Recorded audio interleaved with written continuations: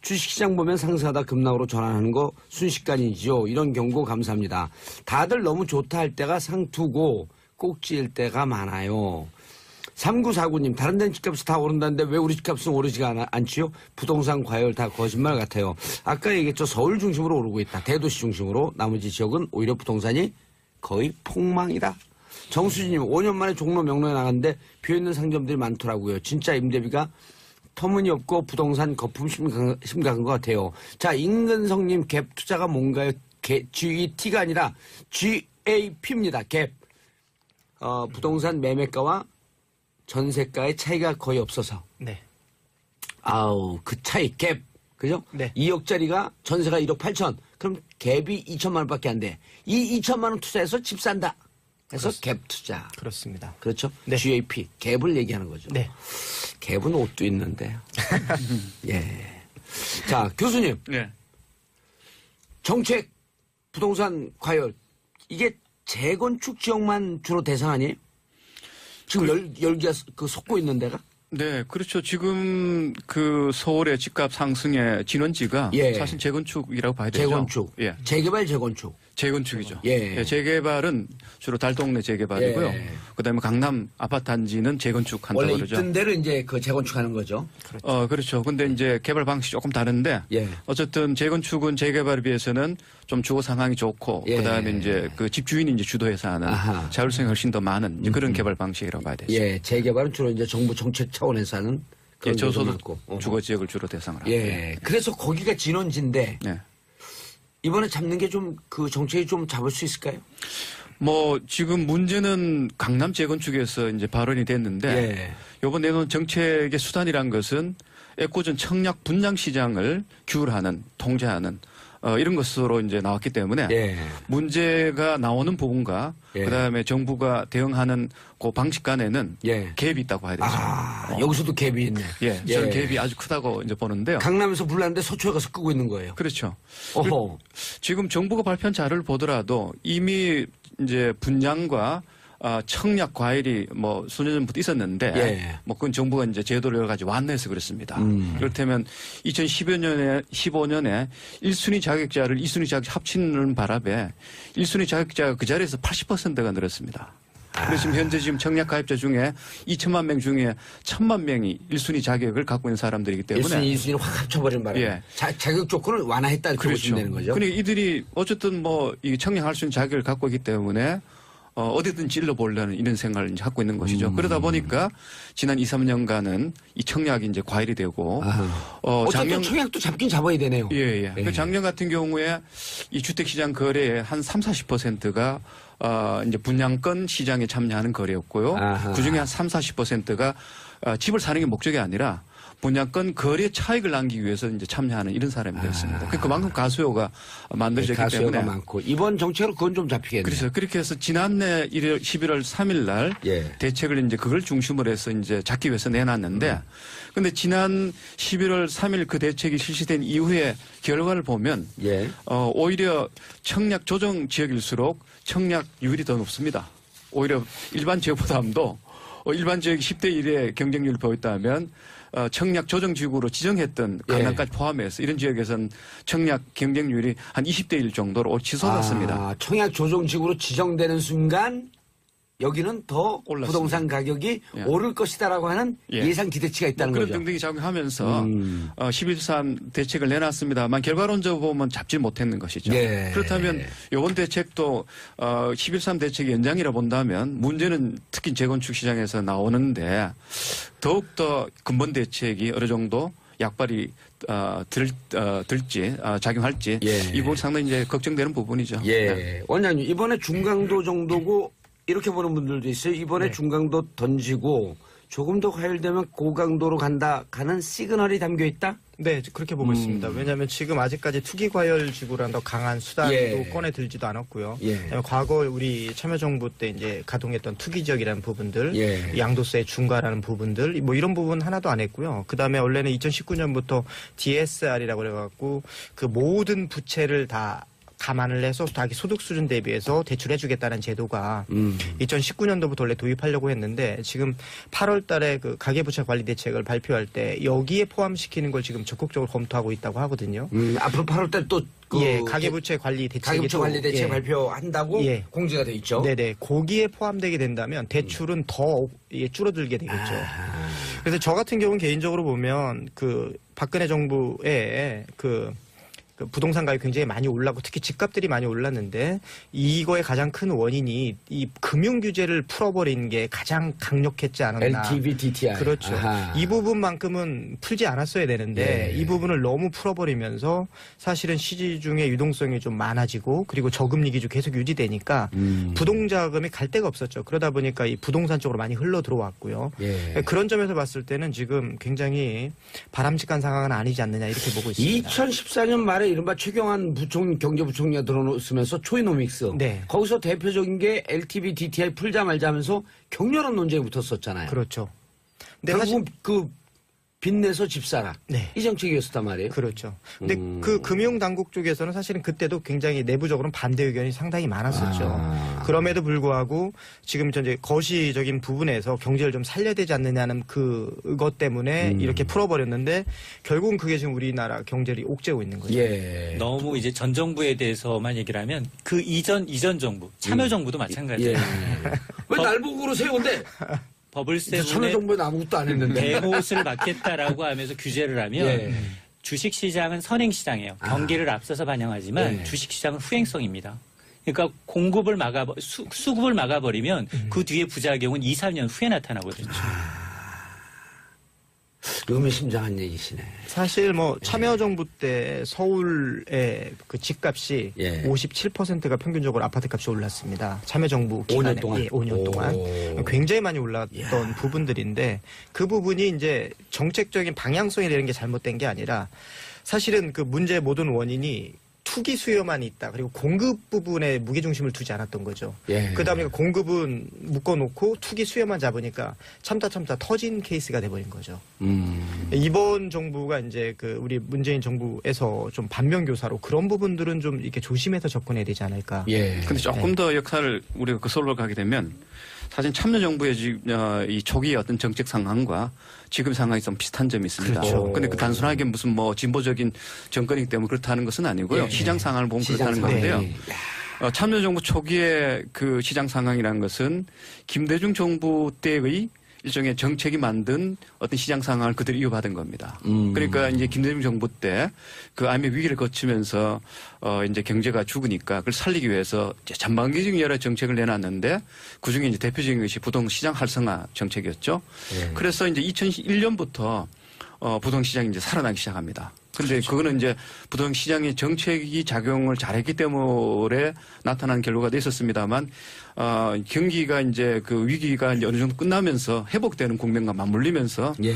이게 이제 시장이 살아나는데 그런 국면을 그대로 이제 참여정부가 이어받았던 것이고. 예. 지금도 세계 경기가 조금씩 살아나는 조짐 아니에요. 예. 그렇죠. 그러니까 지금 이 새 정부의 예. 이 주택시장 상황이라는 것이 지난 정부의 말에 특히 이제 아까 말씀하셨던 초이노믹스의 어떤 일환으로 내놨던 전반기적인 규제 완화들이 이제 지난 2, 3년부터 시장을 조금 달고 왔는데 그 분위기를 그대로 지금 가져오는 거예요. 그러다 보니까 참여정부 때와 마찬가지로 시장은 하락이 이루어지고 있고 여러 가지 정책이 완화된 것은 그대로 남아 있는데 이거 뭔가 손을 지금 쉽게 쓸 수 없는 이런 이제 상황을 현 정부가 지금 직면하고 있기 때문에 근데 참여정부는 그 이후에 여러 가지 이제 규제 강도를 높이는 정책을 폈습니다만 이 정부는 앞으로 규제 강도를 계속 높이는 정책을 펼지 또 시장의 어떤 그런 여러 가지 적응할 수 있는 정책을 낼지는 아직까지는 모르고 있습니다. 예. 근데 이제 첨언을 하자면 정부가 원하는 건 예. 집값은 물가 상승률의 1, 2% 내외에서 움직여 주길 원합니다. 그렇죠. 그러니까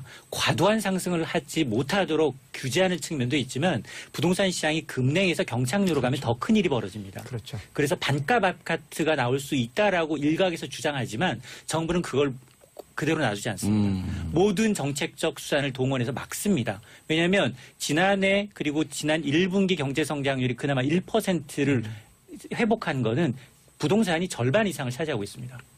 그러니까 정부 입장에서 지금 나온 대책, 첫 번째 대책이 잽이나 스트레이트성에 가깝다면 이거는 부동산 경기도 죽여서는 안 되고 과거에 학습해왔기 때문에 그렇죠. 강하게 규제를 냈을 경우에는 부동산 경기가 갑자기 급냉합니다. 급냉하게 되면 전체 경기도 같이 추락하니까. 그렇습니다. 그것과 함께 동시에 가계부채도 잡아야 된다는 굉장히 그 두 개, 양립할 수 없는 두 가지를 다 잡으려는 목적이 있는 겁니다. 경기는 조금 오르게 놔둬야 되는데 그렇다고 보면 부동산 경기를 일방적으로 잡을 수도 없고 또 부동산 경기를 놔두다 보면 가계부채가 폭발할 수도 있고. 맞습니다. 이야. 그런데 어쨌든 역대 정권에서 이걸 계속 제대로 못 잡은 거 아니에요? 그렇죠. 그렇죠. 그러니까 뭐 대책이라는 것이 보통 한 정권 동안 뭐 몇십 개, 30-40개 예. 정책이 나오는데, 근데 문제는 이제 그 우리나라 경제에 너무 과도하게 부동산에 의존한다는 것. 그렇죠. 이제 그 악순환적인 어떤 그런 구조에 빠져 있다 보니까 탈피를 해야 되는데, 최근에 이제 부동산 시장이 과거와 다른 측면이 있습니다. 이제 양극화입니다. 네. 양극화다 보니까, 뭐 이제 그 주택 가격이라는 것이 평균적으로는 뭐 물가 상승률을 약간 웃도는 정도입니다만 그게 이제 지역과 그다음에 주택이 그 유형별로 보면 굉장히 차이가 납니다. 이를테면 작년 같은 경우에 물가 상승률 1-2% 하더라도 아파트 같은 경우는 한 4-5% 올랐고요. 그다음에 강남 재건축 아파트 같은 경우는 18%를 올렸습니다. 그러면서 이게 이제 유동성이 풍부해지면서 일종의 어떤 투기적인 어떤 그런 자본들을 그쪽으로 다 흡수하면서 오히려 그들만의 일종의 리그 속에서는 끊임없이 이제 부를 축적해가는 이런 이제 것이고 이런 것이 이제 여러 가지 영향을 이제 주는 국면까지 왔기 때문에 이게 그냥 총체적으로 그냥 평균적 개념으로 보기에는 과거와 다른 어떤 그런 주택 시장의 어떤 분열이라든가 양극화라든가 이런 부분도 동시에 봐야 되지 않나 생각이 듭니다. 자, 전문가 세 분 모시고 말씀 듣고 있는데요. 샵 1035 단문 오시면 장문 100원 청취자분들 참여 늘고 있습니다. 4479님 9월에 결혼 앞두고 전세 찾다가 결국 대출 잔뜩 받아서 집을 샀어요. 성수동 쪽인데 나중에 빚만 갚다가 후회하는 결혼 생활할까봐 무서워요. 후달달달. 근데 정말 이게 빚 하다가 한 몇 년 후 가거든요. 이자가 이자 내다가 또 원금 연동으로 이게 그 융자 받으면 조금씩 갚아 나가잖아. 뭐 20년인데 30년인데. 그렇죠. 근데 요즘은 이제 이자만 내는 그런 융자도 안 되죠. 맞습니다. 대출도. 원금과 동시에 이제 이자를 동시에 대출 받자마자 시작을 해야 되는데요. 그렇죠.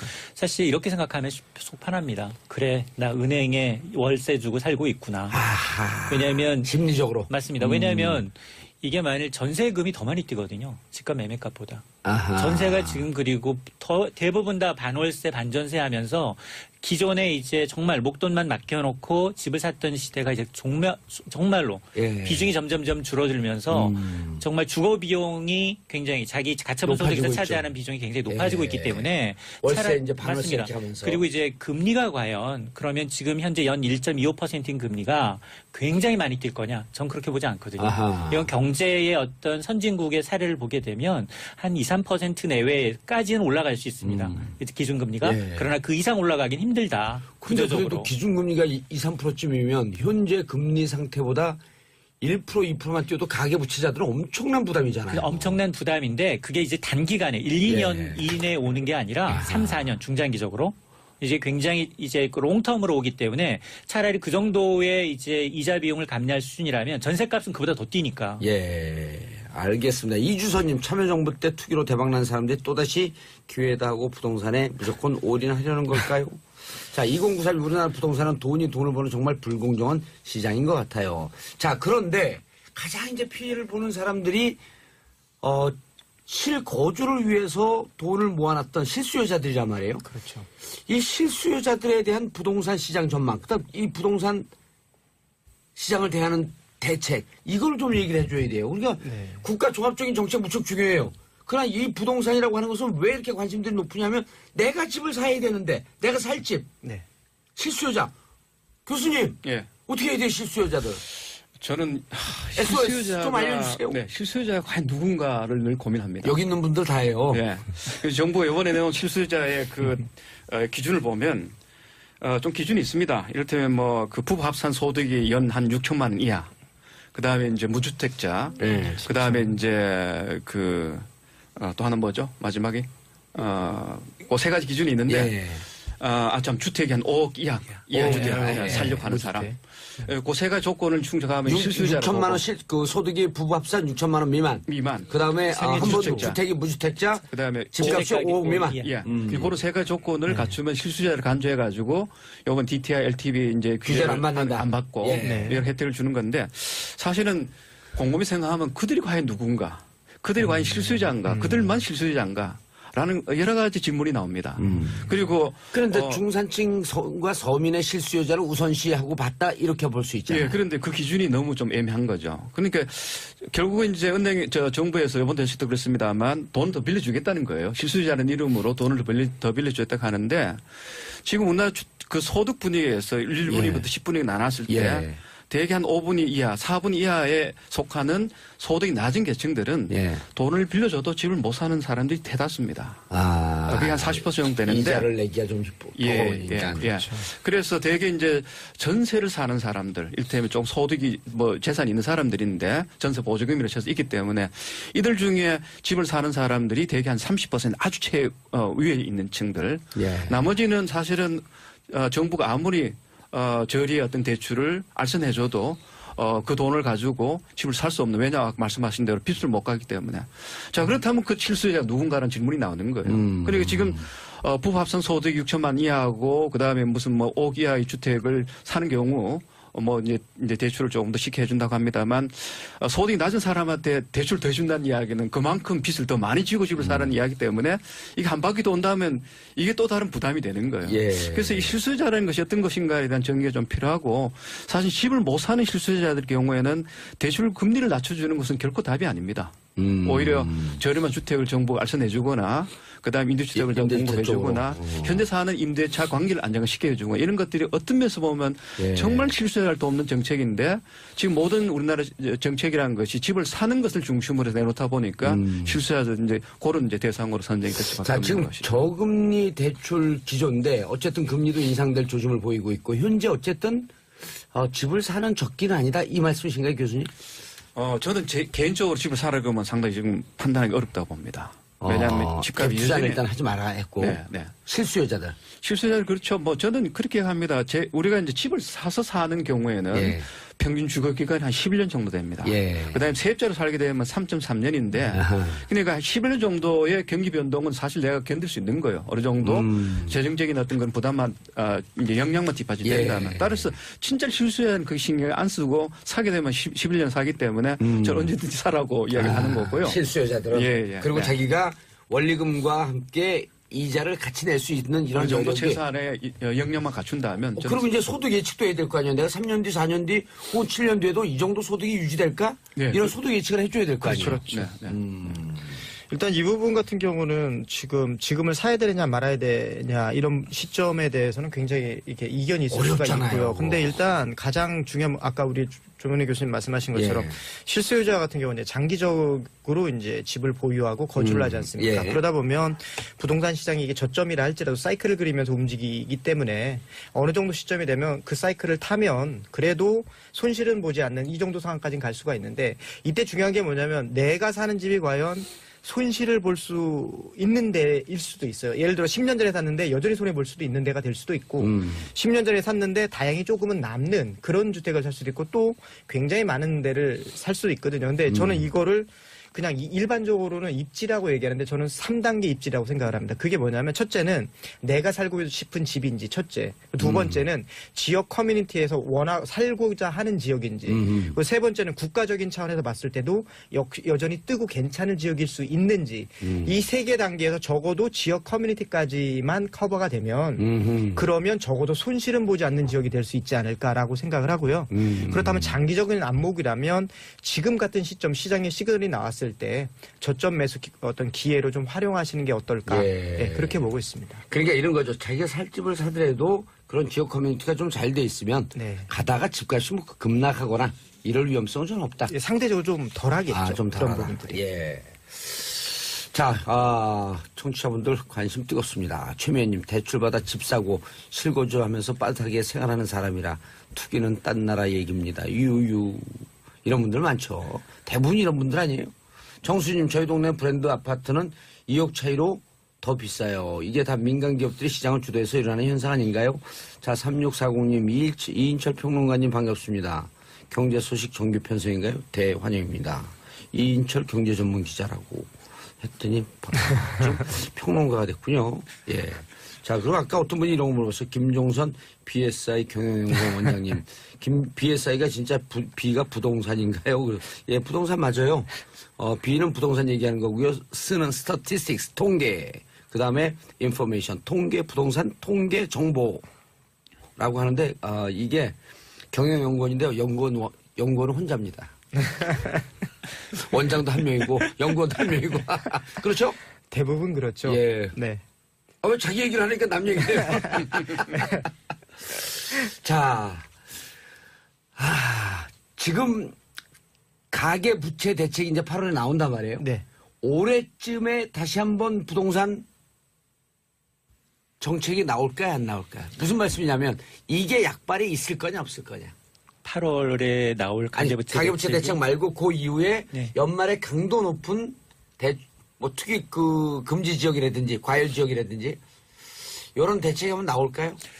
요거로 지금 부동산 과열되는 지역이 잡힐 거냐 안 잡힐 거냐? 그러니까 이제 뭐 강남 재건축발 이제 상승세가 조금 더 이어진다 그러면 예. 추가적으로 대책이 나올 확률은 높습니다. 근데 이제 대책의 실효성 면에서 사실은 정부는 이런 개입을 굉장히 해서 인위적으로 가격을 낮추려고 하지만 정부 대책이 개입되면 개입될수록 부작용이 더 크다라는 겁니다. 정부 정책은 먹히는 게 2개월 정도, 2, 3개월 정도입니다. 아까 교수님께서 말씀하시기를 청약 대상 규제 지역으로 했더니 청약률이 더 올라갔다. 그러니까. 여기 규제하니까 여기 뜨겠네? 맞습니다. 이런 심리가 있다는 거 아니에요? 맞습니다. 그러다 보니까 3, 4개월 지나고 나면은 오히려 이제 반대급부가 더 강하다는 겁니다. 그래서 예. 저 개인적인 생각은 정부가 정말 집중해야 될 건 강남 재건축을 잡는 게 중요한 게 아니라 주거 취약계층입니다. 쪽방에 살면서 자기 전 이 생활비의 대부분을 집세로 내는 반월세, 반전세 이런 서민 취약계층을 과연 어떤 식으로 이제 유도해서 안정적으로 좀 이들이 이제 주거 만족도를 높일까 이걸 고민해야 된다는 그러니까 겁니다. 임대주택 많이 지라고 하는 얘기를 모든 전문가들이 다 얘기하더라고요. 그러니까 그런 부분에 초점을 맞춰야지. 강남 주거 지금 취약 지역. 홍콩 주도시의 집값이 높습니다. 뉴욕 맨하탄의 집값이 높습니다. 여길 잡기 위해서 미국이 주정부가 나서진 않습니다. 그러니까 우리 정부 정책이 어떤 포퓰리즘식으로 예. 굉장히 높은 집값을 낮게 하면 좋아 보이지만 사실 정 의원님도 마찬가지로 로또 되면 강남 진입할 거잖아요. 저 강남 사는데요. 지금 뭐 말씀하고 계시는 거예요? 그러니까 누구든 예. 똑같은 강남 입지가 가서 좋고 살고 싶다. 맞습니다. 왜냐하면 이제 토지 보상을 받든 지역에서 이제 지방에서 굉장히 큰 목돈을 받게 되면 무조건 보면 강남으로 가서 집 한 채를 사주겠다라는 그러니까 거예요. 이상한 게 강남의 상가는 공실률이 높거든요. 상업 건물은. 근데 강남의 주택은 매년 뛰어요, 매년. 그러니까 강남 와서 살고 싶은 수요가 많기 때문에. 그렇죠. 그래서 거길 잡을 문제가 아니고 주거 취약 지역, 쪽방에 사는 분들. 생활비의 대부분을 7, 80%를 집값을 내는 분들. 네. 이분들을 위한 대책을 세우는 게 맞다. 맞습니다. 교수님 동의하세요? 양면으로 봐야 되는데요. 예. 교수님, 우리 그러니까- 다음 시간 얘기하면 안 될까? 이게 시간이 다 됐어. 네. 예, 자, 2부까지 경제정책, 부동산 대책 마무리. 스로 이제 나왔기 때문에 예. 문제가 나오는 부분과 예. 그다음에 정부가 대응하는 그 방식 간에는 예. 갭이 있다고 봐야 되죠. 여기서도 갭이 있네. 예, 저는 갭이 아주 크다고 이제 보는데요. 강남에서 불났는데 서초에 가서 끄고 있는 거예요. 그렇죠. 어허. 지금 정부가 발표한 자료를 보더라도 이미 이제 분양과 청약 과열이 뭐 수년 전부터 있었는데 예. 뭐 그건 정부가 이제 제도를 여러 가지 완화해서 그렇습니다. 그렇다면 2015년에 1순위 자격자를 2순위 자격자 합치는 바람에 1순위 자격자가 그 자리에서 80%가 늘었습니다. 그래서 지금 현재 지금 청약 가입자 중에 2천만 명 중에 1,000만 명이 1순위 자격을 갖고 있는 사람들이기 때문에 1순위, 2순위를 확 합쳐버린 바람에 예. 자격 조건을 완화했다 이렇게 보시면 되는 거죠. 그러니까 이들이 어쨌든 뭐 이 청약할 수 있는 자격을 갖고 있기 때문에 어디든 찔러보려는 이런 생각을 이제 갖고 있는 것이죠. 그러다 보니까 지난 2, 3년간은 이 청약이 이제 과열이 되고 어쨌든 청약도 잡긴 잡아야 되네요. 예. 그 작년 같은 경우에 이 주택시장 거래의 한 3, 40%가 이제 분양권 시장에 참여하는 거래였고요. 아하. 그중에 한 3, 40%가 집을 사는 게 목적이 아니라 분양권 거래 차익을 남기기 위해서 이제 참여하는 이런 사람이 되었습니다. 그만큼 가수요가 만들어졌기 가수요가 때문에. 많고 이번 정책으로 그건 좀 잡히겠네요. 그래서 그렇게 해서 지난해 11월 3일 날 예. 대책을 이제 그걸 중심으로 해서 이제 잡기 위해서 내놨는데 근데 지난 11월 3일 그 대책이 실시된 이후에 결과를 보면 예. 오히려 청약 조정 지역일수록 청약률이 더 높습니다. 오히려 일반 지역보다도 일반 지역이 10대 1의 경쟁률을 보였다면 청약 조정 지역으로 지정했던 강남까지 포함해서 이런 지역에서는 청약 경쟁률이 한 20대 1 정도로 치솟았습니다. 청약 조정지구로 지정되는 순간 여기는 더 올랐습니다. 부동산 가격이 예. 오를 것이다라고 하는 예. 예상 기대치가 있다는 그런 거죠. 등등이 작용하면서 11.3 대책을 내놨습니다만 결과론적으로 보면 잡지 못했는 것이죠. 예. 그렇다면 이번 대책도 이게 이제 시장이 살아나는데 그런 국면을 그대로 이제 참여정부가 이어받았던 것이고 예. 지금도 세계 경기가 조금씩 살아나는 조짐 아니에요. 예. 그렇죠. 그러니까 지금 이 새 정부의 예. 이 주택시장 상황이라는 것이 지난 정부의 말에 특히 이제 말에 아까 말씀하셨던 초이노믹스의 어떤 일환으로 내놨던 전반기적인 규제 완화들이 이제 지난 2, 3년부터 시장을 조금 달고 왔는데 그 분위기를 그대로 지금 가져오는 거예요. 그러다 보니까 참여정부 때와 마찬가지로 시장은 하락이 이루어지고 있고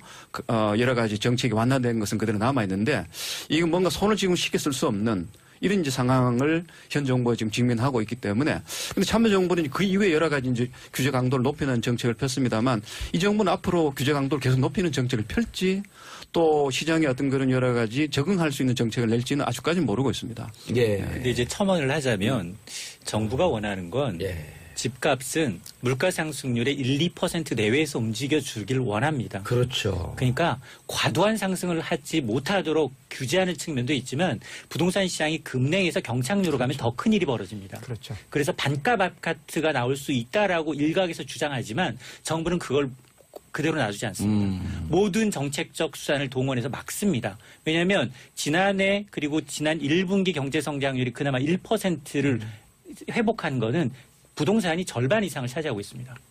그러니까 정부 입장에서 지금 나온 대책, 첫 번째 대책이 잽이나 스트레이트성에 가깝다면 이거는 부동산 경기도 죽여서는 안 되고 과거에 학습효과 때문에 그렇죠. 강하게 규제를 냈을 경우에는 부동산 경기가 갑자기 급냉합니다. 급냉하게 되면 전체 경기도 같이 추락하니까. 그렇습니다. 그것과 함께 동시에 가계부채도 잡아야 된다는 굉장히 그 두 개, 양립할 수 없는 두 가지를 다 잡으려는 목적이 있는 겁니다. 경기는 조금 오르게 놔둬야 되는데 그렇다고 보면 부동산 경기를 일방적으로 잡을 수도 없고 또 부동산 경기를 놔두다 보면 가계부채가 주식시장 보면 상승하다 급락으로 전환하는 거 순식간이죠. 이런 경고 감사합니다. 다들 너무 좋다 할 때가 상투고 꼭지일 때가 많아요. 3949님 다른 데는 집값이 다 오른다는데 왜 우리 집값은 오르지가 않지요? 부동산 과열 다 거짓말 같아요. 아까 얘기했죠. 서울 중심으로 오르고 있다. 대도시 중심으로. 나머지 지역은 오히려 부동산이 거의 폭망이다. 정수진님 5년 만에 종로 명로에 나갔는데 비어있는 상점들이 많더라고요. 진짜 임대비가 터무니없고 부동산 거품 심각한 것 같아요. 자, 임근성님 갭 투자가 뭔가요? GET가 아니라 GAP입니다. 갭. 부동산 매매가와 전세가의 차이가 거의 없어서. 네. 아우, 그 차이, 갭. 그죠? 네. 2억짜리가 전세가 1억 8천. 그럼 갭이 2천만 원밖에 안 돼. 이 2천만 원 투자해서 집 산다. 해서 갭 투자. 그렇습니다. 그렇죠? 네. GAP. 갭을 얘기하는 거죠. 네. 갭은 옷도 있는데. 예. 자, 교수님. 네. 정책, 부동산 과열. 이게 재건축 지역만 주로 대상 아니에요? 지금 열기가 솟고 있는 데가? 네, 그렇죠. 지금 그 서울의 집값 상승의 진원지가 예. 사실 재건축이라고 봐야 되죠. 재건축. 예. 재개발, 재건축. 재건축이죠. 예. 재개발은 주로 달동네 재개발이고요. 예. 그다음에 강남 아파트 단지는 재건축한다고 원래 그러죠. 있던 데를 이제 그 재건축하는 거죠.